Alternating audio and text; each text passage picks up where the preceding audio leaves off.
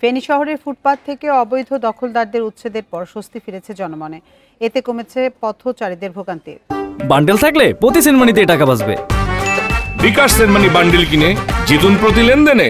জেলা প্রশাসন, পুলিশ বিভাগ ও পৌরসভার সম্মিলিত উদ্যোগে শহরের প্রধান সড়ক, ট্যাঙ্ক রোড, শহীদুল্লাহ কায়সার সড়ক, Mohipal, Comilla bus stand, college road, Mizan road সহ অলিগলিতে অস্থায়ীভাবে গড়ে তোলা দোকানপাট ও ভাসমান হকারদের উচ্ছেদ করে।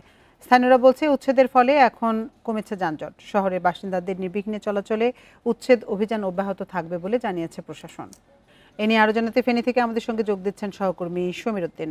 সমীর, এই অবৈধ স্থাপনাগুলো উচ্ছেদের পরে এলাকাবাসী বা ফুটপাত ব্যবহারকারী তারা কি বলছেন, কি ধরনের প্রতিক্রিয়া জানাচ্ছেন তারা? আসলে এই ফুটপাত থেকে যখন অবৈধ দখলদার আছে তাদেরকে যখন সরিয়ে দেওয়া হয়েছে, জনমনে স্বস্তি ফিরেছে। তারা আসলে স্বস্তি প্রকাশ করেছে। তারা বলেছে এইটি যেন ধারাবাহিকতা অব্যাহত থাকে, কারণ যদি ধারাবাহিকতা অব্যাহত না থাকে তাহলে আবার দখল হয়ে যাবে। আবার দখল হয়ে গেলে পথচারীদের অনেক বেশি কষ্ট হবে।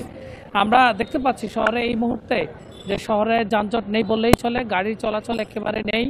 আর যেই সমস্ত দোকানপাটগুলো তারা অবৈধভাবে দখলদার হয়ে বসেছিল তারা এখন এখান থেকে সরে গেছে। প্রায় আজকে প্রায় 15 দিনেরও বেশি সময় ধরে এই রাস্তায় যে দখলদাররা নেই, রাস্তা একেবারে পরিষ্কার। এটি আসলে জেলা প্রশাসন, পুলিশ প্রশাসন এবং পৌরসভার উদ্যোগে এই অবৈধ দখলদারদেরকে উচ্ছেদ করা হয়েছে। আমরা দেখেছি এখানে বেশ কিছুদিন দীর্ঘদিন ধরে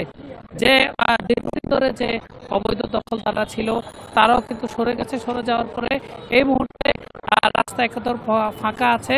মানুষজন তারা স্বস্তি প্রকাশ করছে। তারা বলছে এর ধারাবাহিকতা সরকারি জায়গাগুলো আছে। সহকর্মী সমীর উদ্দিন।